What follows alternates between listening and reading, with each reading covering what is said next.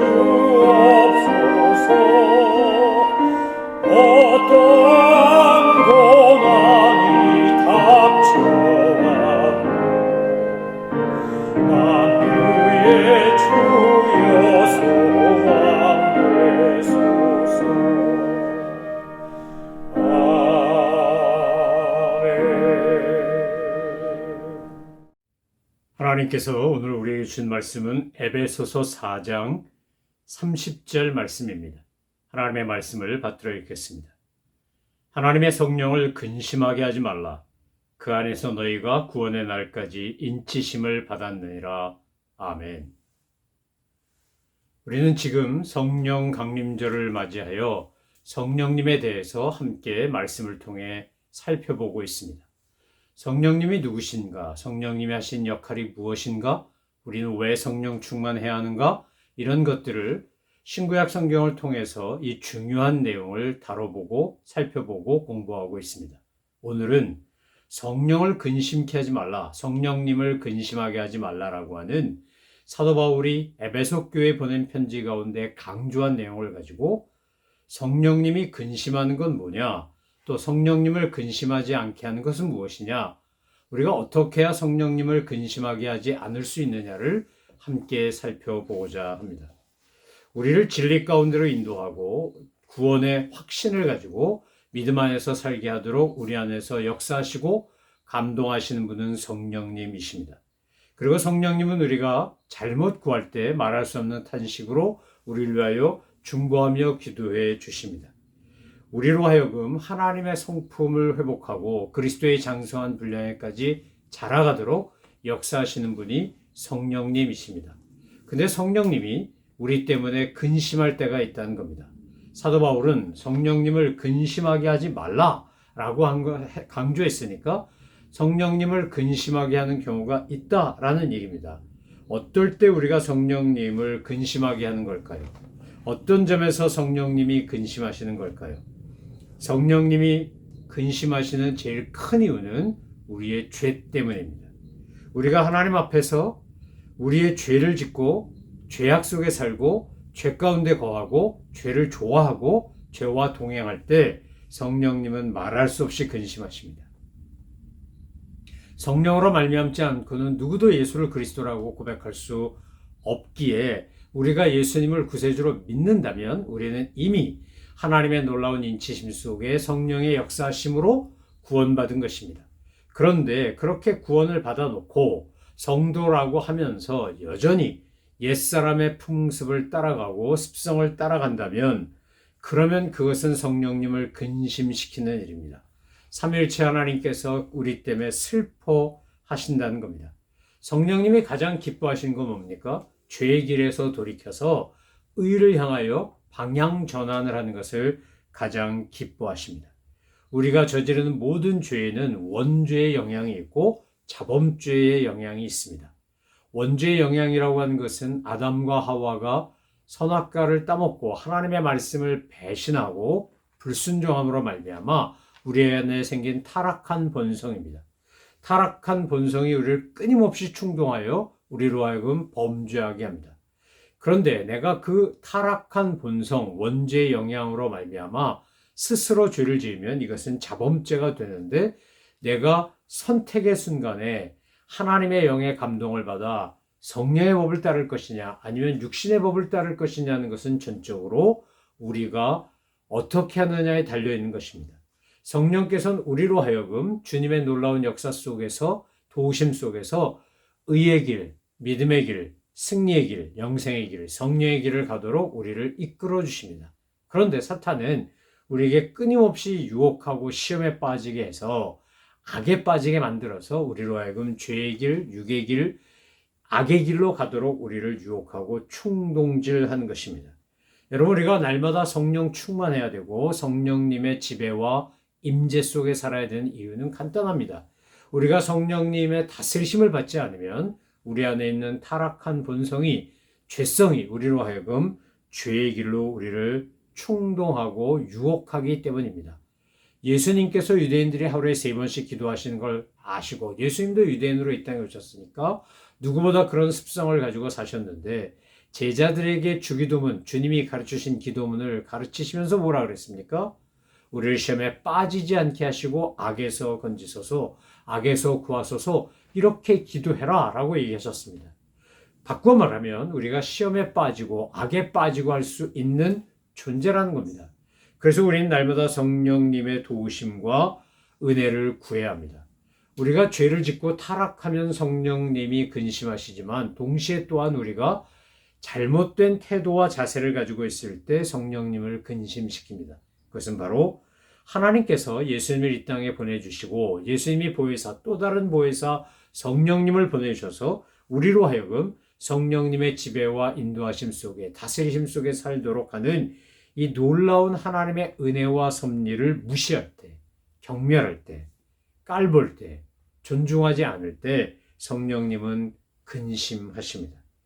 우리가 성령님을 존중하고 성령님의 말씀에 순종하고 성령의 감화 감동에 반응하고 그래서 성령님이 우리에게 하나님의 뜻을 전달해 줄 때 예수님이 우리를 도우라고 보내신 또 다른 보혜사이기 때문에 그분이 우리를 의의 길, 믿음의 길로 이끌어 갈 때 우리는 그 성령님의 감화 감동하심에 순종해야 하는 겁니다.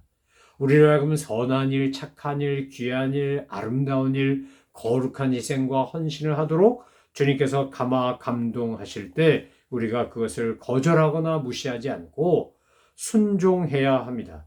이것이 성령님의 은혜와 역사심을 존중하는 것입니다.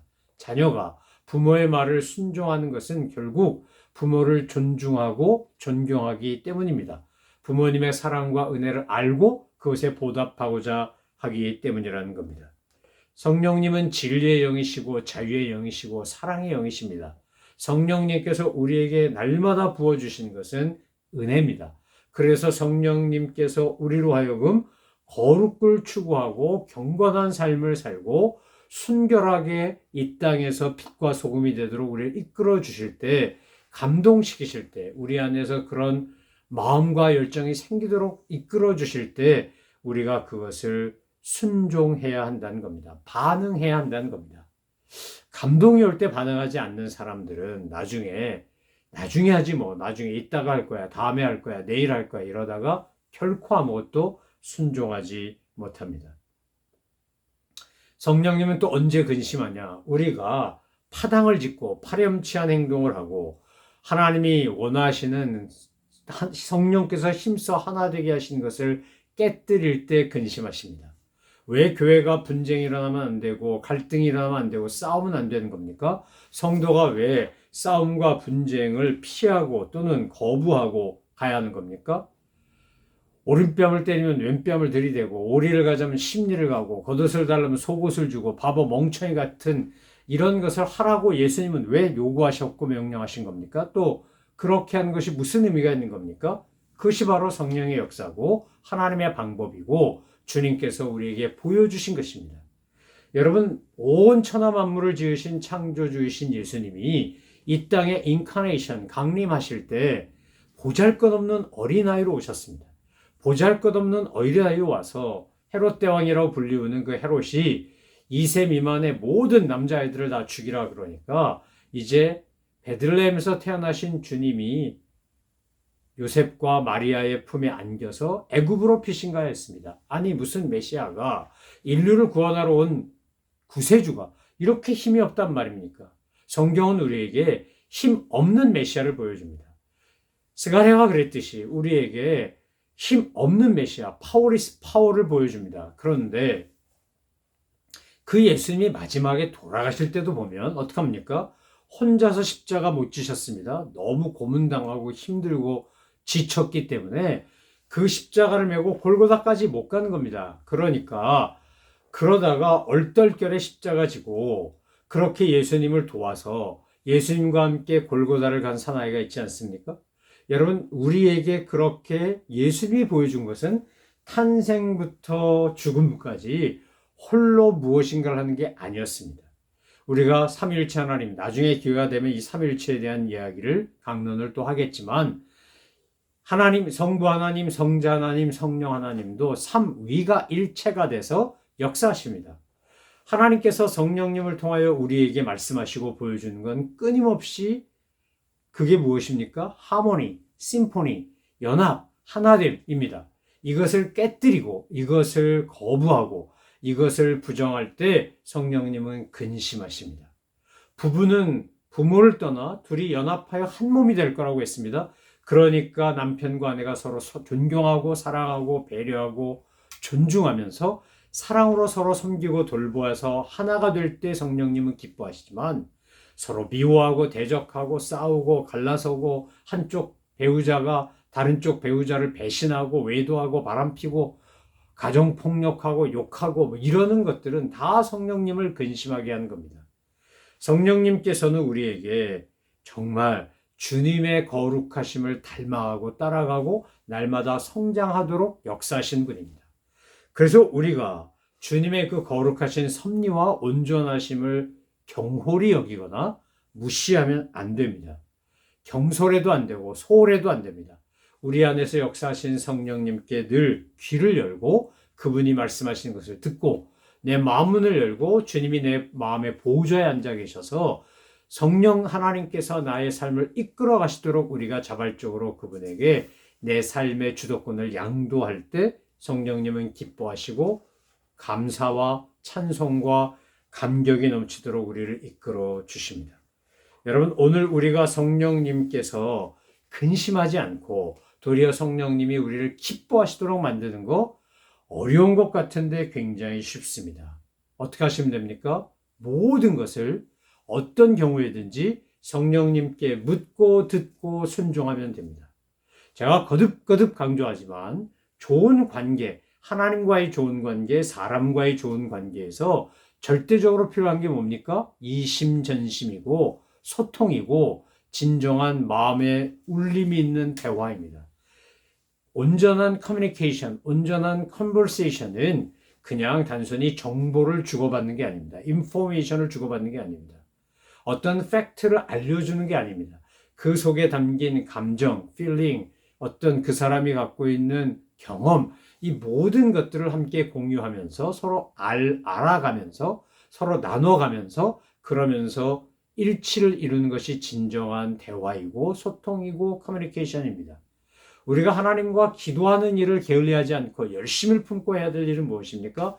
기도를 통해서 하나님과 대화하고 하나님과 대화하는 가운데 하나님의 뜻을 알고 마음을 알고 섭리를 알고 계획을 알고 우리가 하나님의 뜻을 이루는 순종하는 사람이 될 수 있기 때문입니다.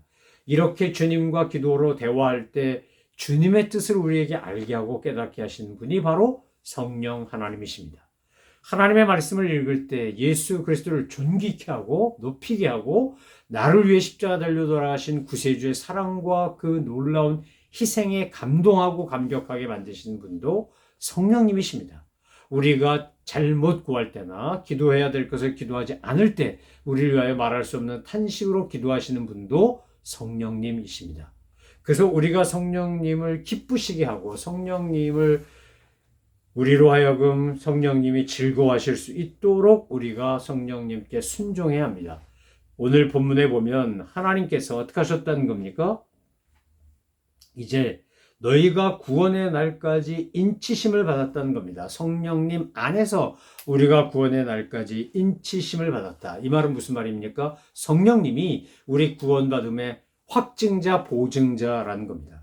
우리의 구원을 증거하신 분입니다.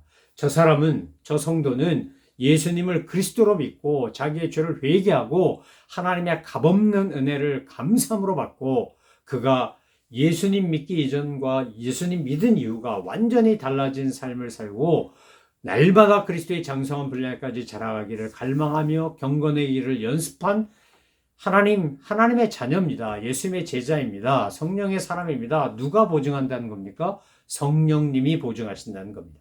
사랑하는 성도 여러분, 오늘 우리가 어떻게 하면 성삼일체 하나님을 기쁘시게 할까? 하나님을 기쁘시게 하려고 하는 사람, 성령 하나님을 도리어 감동시키려고 하는 사람의 삶은 거룩하지 말래도 거룩할 수밖에 없습니다.